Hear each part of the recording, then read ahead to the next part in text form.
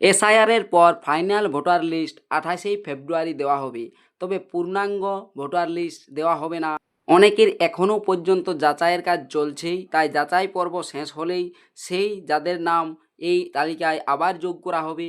28 ফেব্রুয়ারি আপনার নাম তালিকায় রয়েছে কিনা বা ভোটার লিস্টে নাম আছে কিনা কিভাবে চেক করবেন, আপনার নিজের বুথের ভোটার লিস্ট কিভাবে ডাউনলোড করবেন, আমি আপনাদেরকে এই ভিডিওতে দেখাচ্ছি।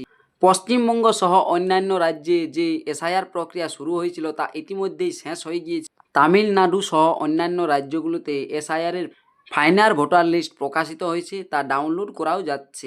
ফাইনাল ভোটার লিস্ট ডাউনলোড করার জন্য প্রথমে গুগলে গিয়ে সার্চ করবেন ভোটার সার্ভিস পোর্টাল লিখে, এরপর দেখুন চলে আসবে voters.eci.gov.in অফিসিয়াল ওয়েবসাইটের লিঙ্ক।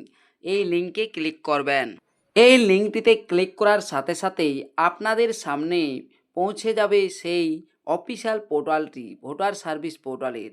দেখুন অফিসিয়াল ওয়েবসাইট দেখতে পাচ্ছেন, এখানে ডান সাইডে সার্ভিস অপশন রয়েছে। এই যে দেখুন সার্ভিস অপশনের মধ্যে প্রথম option download electoral roll, download electoral roll PDF and draft roll for state under SIR, এই অপশানে ক্লিক করবেন। এই অপশানে ক্লিক করার পর দেখতে পাবেন পরবর্তী পেজটি, বাম দিকে দেখতে পাবেন স্টেট, অর্থাৎ সিলেক্ট করে নিতে হবে স্টেটটি অর্থাৎ রাজ্য।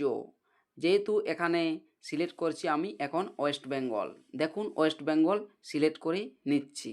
ওয়েস্ট বেঙ্গল সিলেক্ট করে নেওয়ার পর দেখতে পাবেন এখানে ইয়ার অফ রিভিশন আসবে 2026, role type SIR draft roll 2026, district তারপরে থাকবে, ডিস্ট্রিক্টের পরেই অ্যাসেম্বলি থাকবে। তাহলে এই যে এসআইআর ড্রাফট রোলের যে জায়গাটি রয়েছে এখান থেকে এসআইআর ড্রাফট রোল 2026 আর এসআইআর ফাইনাল রোল 2026 দুটো লেখা আসবে।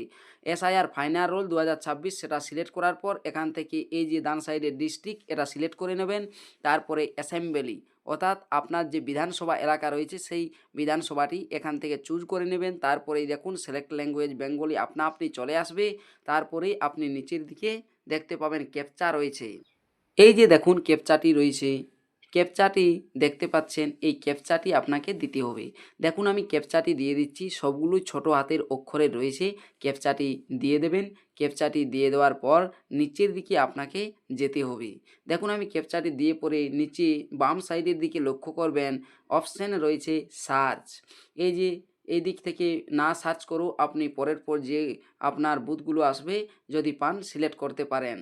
আর যদি আপনি দেখেন যে বুথ খুঁজতে সমস্যা হচ্ছে সেক্ষেত্রে বাম সাইডে এই যে সার্চ অপশানটি রয়েছে এই সার্চ অপশানে আপনার বুথ নম্বর সার্চ করতে পারেন, নতুবা আপনার যে নাম গ্রামের বুথ নাম সেই নাম দিয়েও সার্চ করতে পারেন। দেখুন আমি এখানে সার্চ করে দিচ্ছি, সার্চ করতেই দেখতে পাবেন আপনার যে বুথ সেই বুথের নাম। বাম সাইডে দেখুন ঘর রয়েছে, এই ঘরটাতে টিক মার্ক দিবেন। টিক মার্ক দেওয়ার পর আপনি আবার উপরের দিকে ডান সাইডে দেখুন ডাউনলোড সিলেক্টেড পিডিএফ এস এই অপশানে ক্লিক করবেন।